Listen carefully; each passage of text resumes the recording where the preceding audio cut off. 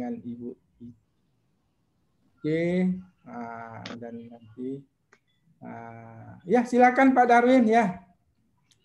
Baik, selamat sore. Terima kasih Pak M. Sapi, dosen kami. Pada hari ini saya diberi kesempatan untuk mempresentasikan tugas dari ekonomi publik tentang teori barang publik, terutama tentang teori kesejahteraan masyarakat, teori Piaget, dan teori Bowen. Nah, yang pertama, kita sudah tahu ada beberapa teori-teori yang membahas tentang teori barang publik. Di antaranya ada teori Piaget, Bowen, Lindahl, Samuelson, dan juga teori anggaran. Nah, yang pertama, berdasarkan pembagian kemarin, saya disuruh diberi kesempatan untuk menjelaskan tentang teori kesejahteraan masyarakat, teori Bowen, dan teori Piaget.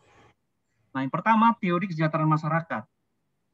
Menurut Piaget, tahun 1960, teori ekonomi kesejahteraan itu adalah bagian dari kesejahteraan sosial yang dapat dikaitkan secara langsung maupun tidak langsung dengan pengukuran uang. Nah, kesejahteraan di sini itu dapat didekati berdasarkan dua hal, yaitu kesejahteraan subjektif maupun kesejahteraan objektif. Nah, selain itu, menurut Undang-Undang Nomor 11 Tahun 2009 Pasal 1 Ayat 1 dan 2, kesejahteraan masyarakat itu adalah kondisi di mana terpenuhinya kebutuhan material, spiritual, dan sosial warga negara agar dapat hidup layak dan mampu mengembangkan diri sehingga dapat melaksanakan fungsi sosialnya. Selain itu ada lagi definisi dari Sayokyo tahun 84. Beliau mengkaji kesejahteraan dan mendefinisikan kesejahteraan keluarga itu sebagai penjabaran 8 jalur pemerataan dalam trilogi pembangunan. Yaitu antara lain, yang pertama itu adalah peluang berusaha, peluang bekerja, tingkat pendapatan, tingkat pangan, sandang perumahan, tingkat pendidikan dan kesehatan. Peran serta, dan yang ketujuh adalah pemerataan antar daerah, desa, kota, dan kesamaan dalam hukum. Lalu kemudian BPS pun mengeluarkan indikator untuk mengetahui tingkat kesejahteraan masyarakat. Ada 8. Yang pertama itu pendapatan, yang kedua konsumsi ataupun pengeluaran keluarga, yang ketiga keadaan tempat tinggal, yang keempat fasilitas tempat tinggal, yang kelima kesehatan anggota keluarga, yang keenam kemudahan mendapatkan pelayanan kesehatan, yang ketujuh kemudahan memasukkan anak ke jenjang pendidikan, dan yang terakhir adalah kemudahan mendapatkan fasilitas transportasi. Lalu kita masuk ke teori barang publik yang kedua, yaitu teori Piaget.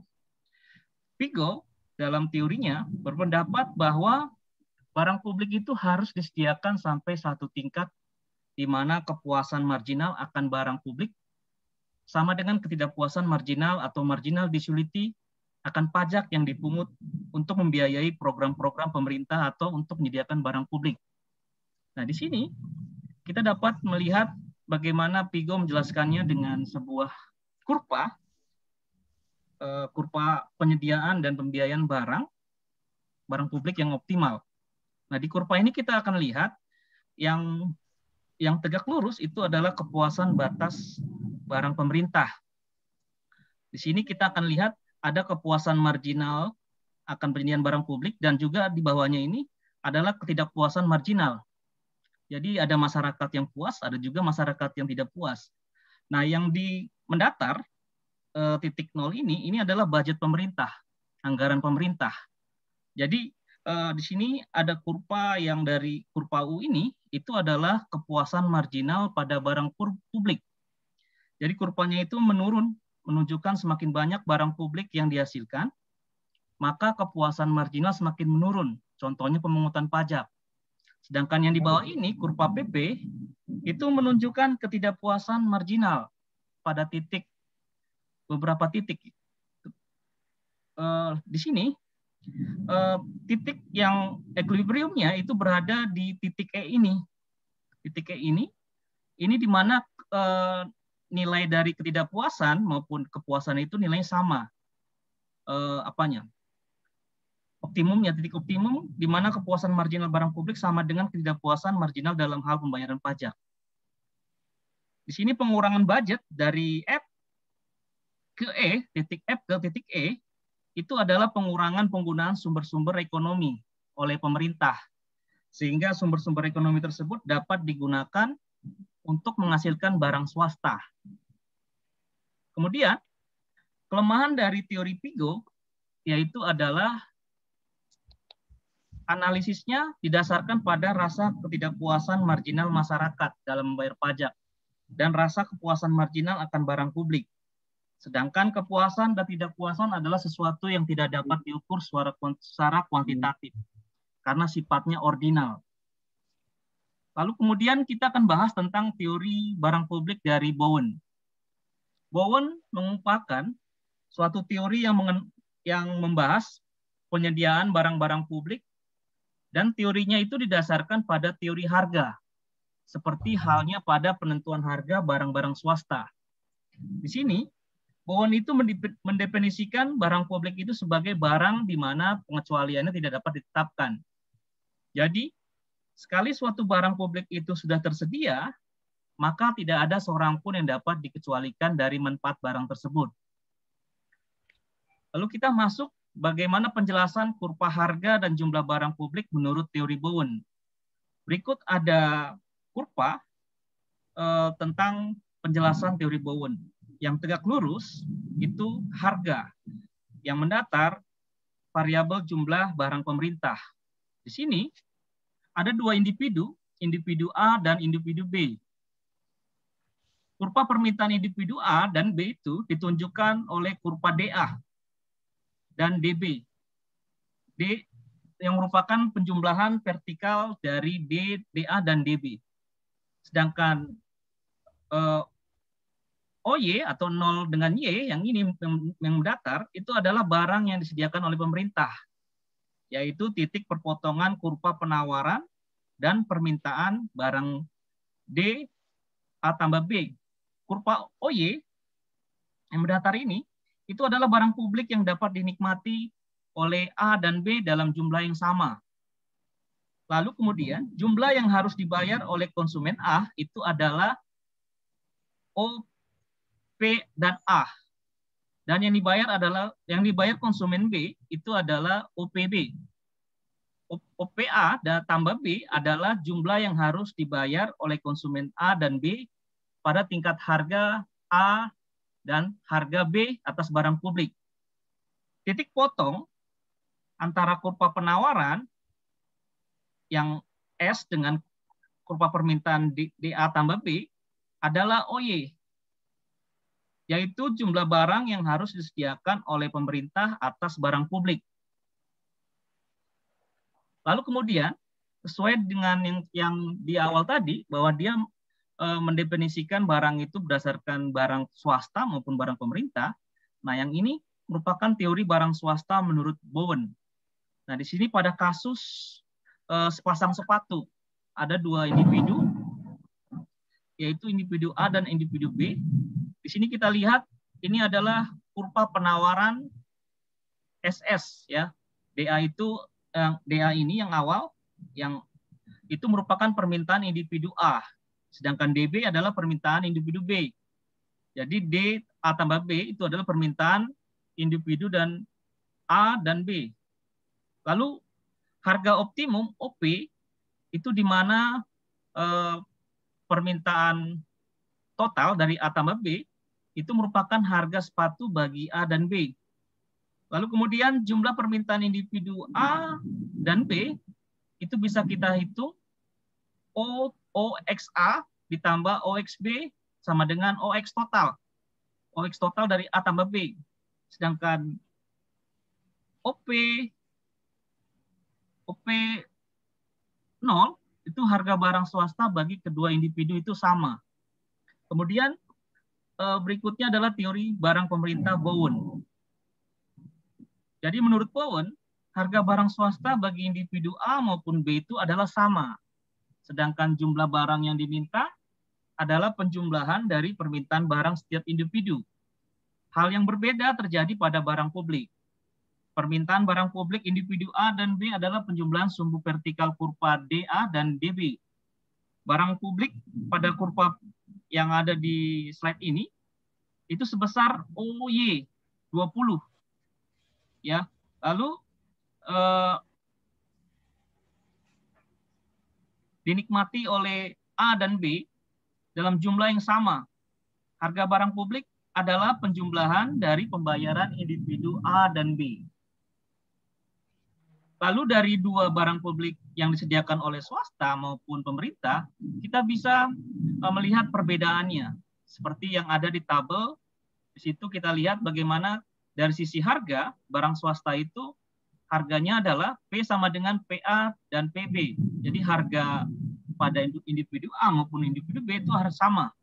Sedangkan pada barang publik, harganya adalah PA ditambah PB. Selanjutnya, berkaitan dengan jumlah barang, pada barang swasta, X-nya itu sama dengan XA ditambah XB. Sedangkan pada barang publik, G sama dengan GA tambah GB. Nah, di sini kita bisa lihat arti-arti dari notasi-notasi yang ada di tabel tersebut. Nah, terakhir, kelemahan dari teori Bowen, yang seperti tadi Pak Muhammad Safi jelaskan, bahwa Bowen itu menggunakan analisis permintaan dan penawaran. Yang menjadi masalah adalah pada barang publik itu tidak ada prinsip pengecualian, sehingga masyarakat tidak mau mengungkapkan kesenangan dia, preferensinya, kesukaannya, kesukaan mereka akan barang publik, sehingga kesulitan bagi kita untuk menggambarkan kurva permintaannya. Demikian presentasi dari saya tentang teori barang publik dari kesejahteraan masyarakat, Pigo dan Bowen. Oke, ya. Terima kasih ya Pak Darwin ya, sudah cukup jelas Anda mengungkapkan dari ketiga teori tersebut ya. Teori kesejahteraan masyarakat, teori Pigo dan teori Bowen ya. Kemudian ini ya, sebelum si ICWA ya memberikan masukan ataupun berbentuk pertanyaan kepada saudara Darwin, sedikit Bapak mau komentari ya Darwin ya tentang teori kemasyarakatan ini ya, teori kesejahteraan masyarakat. Di sini kan ada 8 indikator ya, 8 indikator menurut daripada BPS ya, untuk kesejahteraan daripada masyarakat tersebut kan itu.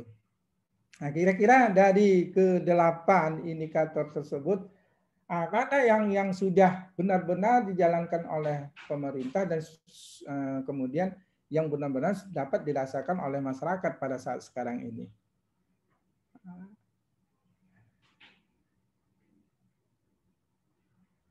Ya, yang paling dominan lah menurut Pak Darwin lah, karena pendapatan ya, semakin tinggi pendapatan mungkin konsumsi juga akan meningkat kan gitu kan, konsumsi akan meningkat, itu kan sudah merupakan suatu lingkaran setan kan itu, iya, Pak. yang tidak ada ujung pangkalnya. Kalau pendapatan masyarakat itu rendah, mungkin ujung-ujungnya ya kesejahteraan juga akan rendah, kemudian pokoknya banyak pengaruhnya yang bersifat negatif semua kan itu ya.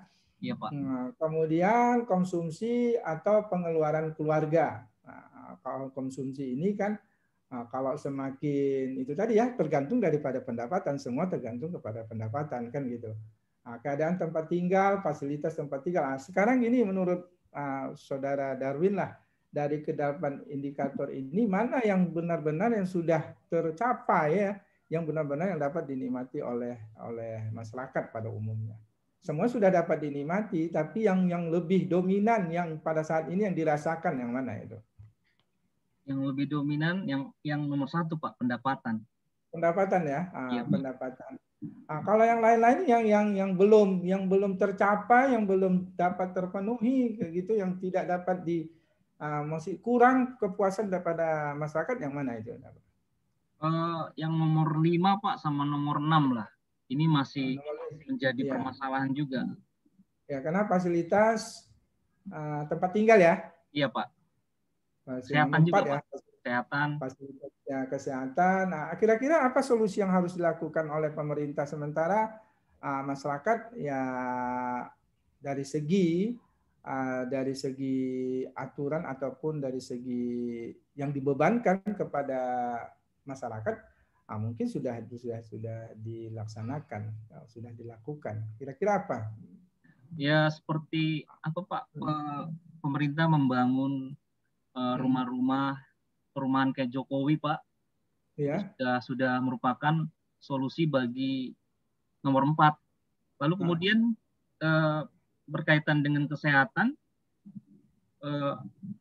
asuransi BPJS bagi pemerintah, dari pemerintah kepada masyarakat, ini masih menjadi kelemahan juga. Dan juga permasalahan yang berkaitan dengan kesehatan seperti vaksin sekarang ini, Pak. Masyarakat disuruh betul. bayar, kan seharusnya kan itu sudah menjadi tanggung jawab pemerintah. Vaksin tersebut gitu, Pak, harus membayar nanti yang pada perusahaan, padahal kondisi sekarang kan dalam hal sangat krusial ataupun dalam bencana gitu, Pak. Harusnya pemerintah bertanggung jawab seluruhnya dalam penyebaran vaksin ini, Pak, bagi masyarakat. Tidak ada pengecualian. Demikian, Pak. Tapi dalam hal ini bisa terjadi kebocoran kan gitu ya? Iya, betul, Pak. Kebocoran sehingga kan akan masyarakat akan kecewa dengan adanya vaksin tersebut, sehingga apa yang terjadi kan, bahkan ada banyak hal-hal yang negatif yang timbul kan itu kan pada saat sekarang ini ya, kita dapat melihat kan itu kan kecurangan yang dilakukan oleh oknum tertentu kan itu kan. Iya, Pak. Kira-kira ya tindakan pemerintah apa sebenarnya? Kan harus tindakan pemerintah ya harus tegas kan gitu kan. Iya. Apalagi masa COVID ini ya, pandemik ya, mungkin ya baru-baru ini kita baru ya ini hari kita mendengar berita bahwa banyak hotel-hotel di Jakarta akan tutup kan gitu kan. Kenapa? Karena sepinya pengunjung tersebut. Akibat daripada hal tersebut mungkin juga mereka itu tidak bisa membayar biaya operasional dan bayar pajak dan sebagainya. Kan itu kan? Iya, Pak. Itu. Oke, ya hal tersebut ya mungkin ya keadaan tempat tinggal, kemudian ya mungkin juga pendidikan ya, pendidikan di desa-desa mungkin belum terpenuhi oleh pemerintah sepenuhnya kan itu ya. Mungkin mutu pendidikan di desa, apalagi pada saat sekarang ini ya, anak-anak malas untuk belajar disebabkan sistem yang telah dilakukan oleh pemerintah, karena tidak bisa secara offline kan itu ya. Sehingga anak-anak bisa jadi lupa untuk hal tersebut itu. Oke ya, bagus ya menurut saya ya. Mana mau menurut ICW ya? Kira-kira apa tanggapan dari teori ini apa?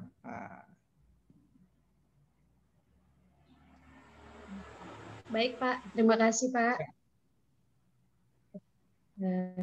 Terima kasih, Pak. Terima kasih Bang Darwin.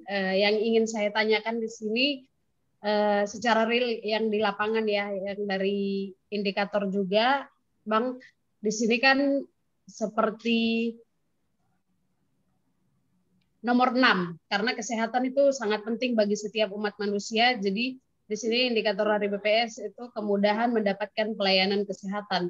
Sedangkan kalau di Papua itu kan rumah sakit setiap kabupatennya cuma 1 di umum dan setiap distriknya 1. Jadi ada beberapa desa itu harus datang ke pusat distrik itu. Jadi bagaimana menurut Abang sebagai pemateri, bagaimana caranya agar 8 indikator ini jalan di pedalaman perdesaan yang ada di Papua sana gitu, Pak. Gitu, Bang. Terima kasih. Oke, baik. Terima kasih, Saudara Ince, atas pertanyaannya. Jadi 8 indikator ini memang harus tegas-tegas dilakukan oleh pemerintah. Berkaitan dengan tempat-tempat yang terisolasi, seperti di Papua, memang susah sekali bagi pemerintah untuk tegas kepada aparatur negaranya dalam pelaksanaan sebagai penyedia layanan. Jadi kita bisa melihat gambaran dari keberhasilan indeks pembangunan manusia yang meliputi kesehatan, pendidikan maupun ekonominya. Memang sangat terlihat bahwa kita masih di level tingkat 70-an kalau tidak salah IPM kita. Jadi untuk supaya dapat mendistribusikan pelayanan kesehatan maupun pelayanan yang lain, itu pemerintah perlu tegas dalam kebijakan tersebut. Jadi kemarin sudah dibangun sama Pak Presiden bagaimana infrastruktur yang akan menghubungi masyarakat supaya dapat mengakses kesehatan, pendidikan, maupun transportasi, sehingga nantinya kesehatan daripada masyarakat tersebut dapat diperhatikan oleh kepala daerah ataupun yang lainnya. Jadi memang sangat sulit sekali bagi pemerintah kalau tidak didukung oleh daerah-daerah tersebut dalam hal kebijakan-kebijakan yang berkaitan dengan pelayanan publik. Demikian, Saudara Ince. Baik, terima kasih, Bang. Ya, ini ya, Saudara Darwin, ini cukup menarik sekali nih ya, untuk bisa Anda kembangkan untuk menjadi tesis. Sudah bisa ini judulnya tentang masalah ini, karena tentang masalah teori Vigo dan Bowen dan kelima teori tersebut, kira-kira bagaimana dampak kepada masyarakat, kan bisa saja kan itu ya. Nah, itu ya, dari segi publik, dari segi publik kan gitu kan, mungkin ya. Kalau kita bandingkan, kira-kira apakah sesuai dengan pada saat sekarang ini menurut pemerintah teori Vigo dan teori Bowen ini kan gitu kan itu kan. Oke, kemudian ini ya juga Pak Darwin ya, dari kurva yang Anda gambarkan di sini ya, kurva penyediaan biaya barang publik yang optimum menurut dari Vigo ya. Kalau misalnya GHP itu artinya ketidakpuasan ya, yang dilakukan ketidakpuasan ataupun yang tidak puas dinikmati oleh masyarakat. Kira-kira gitu ya? Iya, Pak. Oke, kalau yang di atas itu adalah merupakan kepuasan yang dapat dinikmati oleh masyarakat. Apakah kedua ini pada saat ini di titik mana dia? Apakah di lembah bawah ini, apa di atas, apa dia di titik nol? Mungkin yang apa Pak? Yang paling bawah Pak. Masih banyak juga yang tidak puas. Oh, yang paling bawah ya. Walaupun masyarakat melakukan pembayaran untuk pemerintah ya, kan itu ya. Iya, Pak.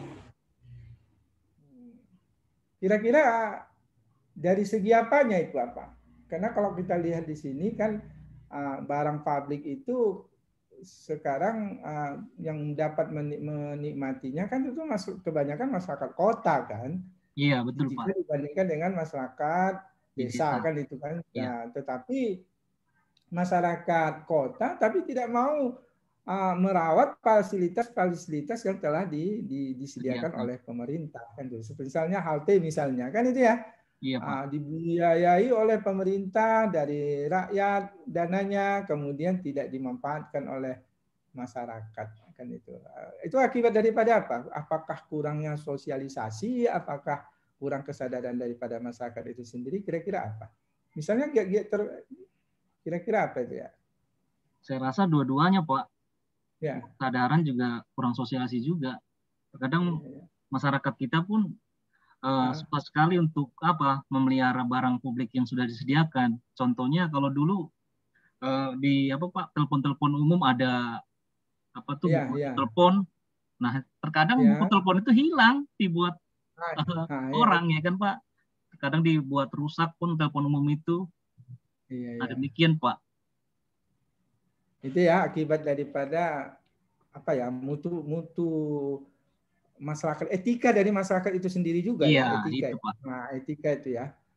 Etika. Sebenarnya program-program pemerintah itu cukup baik untuk melayani daripada masyarakat, tetapi masyarakat itu sendiri yang tidak mau tahu dalam hal tersebut dan tidak memanfaatkan dengan sebaik-sebaiknya dalam hal tersebut ya. Misalnya ya seperti Anda katakan tadi lah, seperti telepon umum dengan koin yang 100 atau 50 rupiah sudah bisa kita berkomunikasi. Sebenarnya itu cukup membantu sekali bagi masyarakat ekonomi lemah kan itu. Iya Pak. Kan itu. Tapi itu tadi ya, etika daripada manusia itu sendiri, bahkan hal-hal seperti itu dihancuri dan dirusak dan sebagainya kan itu ya. Nah, itu kan akan merugikan masyarakat itu juga sendiri kan. Iya, merugikan Pak.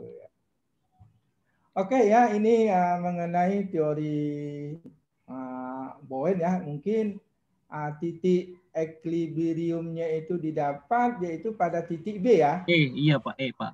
sama dia. Titik E Iya. itu titik keseimbangannya pada pertengahan daripada B dan H. B dan A ya, akibat daripada budget yang telah dikeluarkan oleh pemerintah kan itu ya. Iya Pak. Oke, bagus ya. Kira-kira apa ini Ici, apa komentar Anda teori Bowen ini pada saat sekarang ini? Ada timbul pertanyaan Ici?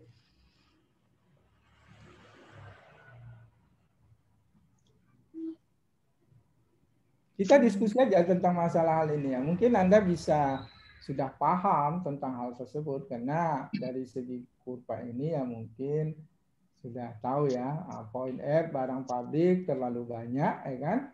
Nah, kalau barang pabrik terlalu banyak tidak sesuai dengan yang dibutuhkan kan mungkin merugikan pemerintah kan itu ya.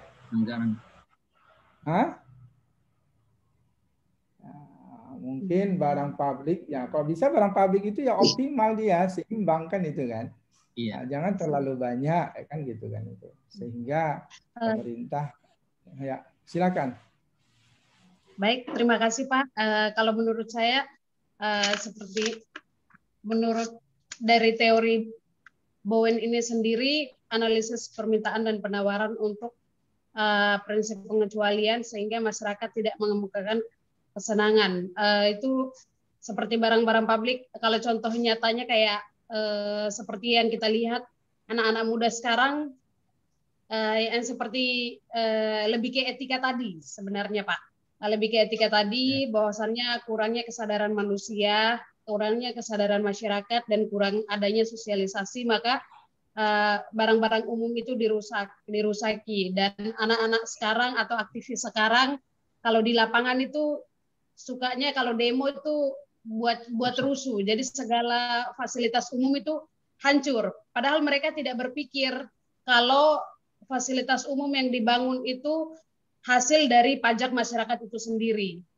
Mereka yang ada di benak anak-anak sekarang atau aktivis anak muda sekarang bahwasannya itu sudah rusak-rusak lah itu. Nanti pemerintah ganti. Padahal uang pemerintah dari mana? Dari masyarakat itu sendiri kan itunya. Balik-balik sebenarnya Pak. Jadi lebih ke akhlak dan etika itu sendiri Pak. Terima kasih. Betul ya, waktu masih di SD kan, apakah kalau misalnya Anda sekolah di negeri, udahlah kita hancur aja, ini bukan uang orang tua kita kok, kan seperti itu ya sebagian pemikiran anak-anak ya kan. Ini uang pemerintah kok kan gitu ya. Nah, mungkin kan gitu ya. Iya, Pak. Mahasiswa juga sekarang seperti itu Pak. Mahasiswa itu ya, ya dihancurkan. Ini bukan uang orang tua kita, ini uang pemerintah, uang negara.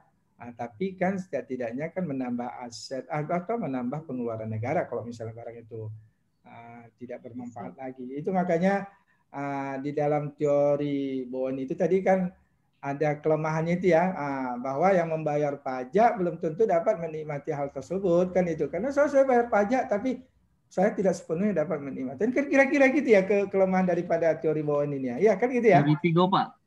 Teori Pigo, sorry. Iya, teori Pigo ini kan kira-kira seperti itu ya. Iya Pak. Nah, oke ya. Karena kepuasan itu karena kan tidak dapat diukur berapa nominalnya kan itu kan. Dia tidak secara kuantitatif, kan tidak secara angka kan dia kan. Iya Pak. Ya kan itu kan secara tidak nampak, secara tidak nampak, berarti kualitatif ya kan, secara pengamatan kan itu ya, yang kita nikmati, yang kita rasakan kan gitu kan, tidak nyata dia, abstrak kan itu ya, bukan konkret kan seperti itu ya. Siap. Oke, siap ya.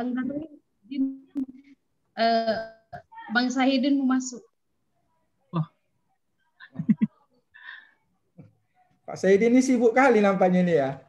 Apa nggak bisa di hari apa? Hari Sabtu, hari Jumat? Nggak ada ya. Sebenarnya kalau kita sediakan waktu bisa aja Pak. Ya. Sebenarnya kita hari Jumat. Kan Bapak juga sibuk. Enggak, sebenarnya hari Sabtu, hari Jumat ini udah cocok kali nih. Kan iya, jam betul, 4 Pak. kan itu kan lagi pula pun kalau Mas kerja kan kalau hari Jumat itu kan nggak begitu padat kecuali hari Rabu sampai hari Senin ke Kamis kan itu kan. Karena kalau hari Sabtu mungkin agak bagi saya mungkin banyak perkuliahan karena kan banyak numpuk di hari Sabtu. Karena di hari Jumat ini bagi Anda pun cocok juga Sabtu mungkin banyak juga perkuliahan, belum lagi acara-acara keluarga dan sebagainya kan gitu ya. Iya Pak. Nah pas ini Pak Darwin mengkondisikan hari Jumat. Cuma Pak Sahidin aja yang banyak kesibukannya mungkin. Karena nggak memprioritaskan Pak. Iya ya, iya. Iya, Itulah siapa makanya paling utama. dalam ekonomi kan ada itu opportunity cost. Iya. Mana yang diutamakan itu kan itu Iya. kan. Nah, kan kita kan harus yang mengutamakan yang di mana kan itu kan. Iya. Yang kita utamakan kan dalam teori opportunity cost kan itu seperti itu kan itu kan. Nah, mungkin di sana hasilnya lebih banyak, lebih masuk Pak Sahidin. Mana lebih penting kan harusnya dia. Mana namanya? Yo, Ustadz Pak Sahidin. Apa kabar? Sahidin aman? Ya. Halo Pak Sahidin, Assalamualaikum Pak Sahidin. Nggak dengar Pak. Ini moodnya di apa ini? Halo Pak Sahidin. Ini nanti di apa lagi ya? Di screenshot lagi ya Pak Darwin ya? Iya Pak, siapa? Ini Pak Sahidin udah biar nampak dia. Oh ini. Halo Pak Sahidin, apa kabar? Kok telat terus ini sibuk ya Pak Sahidin? Iya Pak, tadi lagi di jalan Pak. Oh di jalan. Apa kegiatan? Ini ngajar apa nih? Apa? Dosen di mana Pak Sahidin? Dosen di Gajah Putih Pak. Gajah Putih, mungkin ya. Oke. Kami ini Pak hari Senin sama hari Selasa mau akreditasi. Oh gitu. Oh, ya. ini di kampus Pak. Ya. Makanya nggak terlambat ini Pak. Di fakultas apa? Ekonomi juga? Iya Pak, ekonomi pembangunan Pak. Ekonomi pembangunan. Ya sama juga Pak Darwin juga dosen juga ini nampaknya kan. Iya Pak. Ibu Ibu juga kan itu. Ini sama-sama dosen lah mungkin. Nah itu. Mungkin kita sudah tahu dalam hal seperti ini ya. Kita hanya diskusi aja lah Pak Sahidin. Nah, itu. Kemudian kita masuk, mungkin sudah tahu ya kelemahan daripada teori Vigo ini ya. Kita masuk sekarang mengenai teori Bowen ya. Teori Bowen itu kan ada tentang harga barang, kemudian ada swasta, kemudian ada pemerintah. Kan ada 3 itu ya? Iya Pak. Oke, nah ada 3. Teori Bowen ini ya, teori Bowen. Nah, misalnya di sini yang Bapak mau komentari ya, tentang barang swasta dengan pemerintah kan itu kan. Di sini kan ada kurvanya tersebut kan. Di mana letak perbedaan tersebut apa Pak Darwin? Dari kurva tersebut lah kan itu kan. Iya Pak. Kalau Anda melihat dari di mana? Apakah dari segi permintaannya atau apakah dari segi penawarannya kan itu.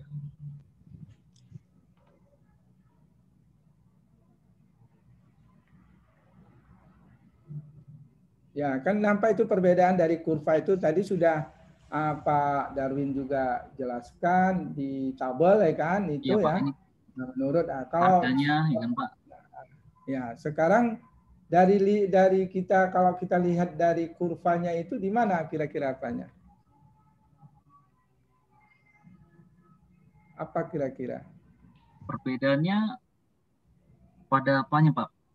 Permintaannya Pak. Ya, pada permintaannya ya dari kurva garis permintaannya itu ya. Itu, Pak, iya. Kalau di swasta ini Pak. Ya kalau di swasta garis P-nya itu ya dia lebih apa ya lebih rendah jika dibandingkan pada pemerintah kan itu ya. Iya. Oke. Ini kalau pemerintah ini Pak penjumlahannya. Iya. Kemudian ya kalau kita lihat dari kelemahannya lah, apa kelemahan daripada Bowen ini? Yang tadi kelemahannya itu masyarakat tidak mau tidak mau terhadap preferensinya Pak, kesukaannya nggak mau diungkapkan. Jadi sangat sulit sekali bagi kita membuat kurva permintaannya Pak. Oke, bagaimana Pak Sahidin? Kira-kira apa yang Pak Sahidin tanggapi dari kedua teori ini aja lah ya, teori Vigo dan teori Bowen. Kemudian ke teori kemasyarakatan tadi sudah apa? Gimana menurut Pak Sahidin selama inilah kan itu?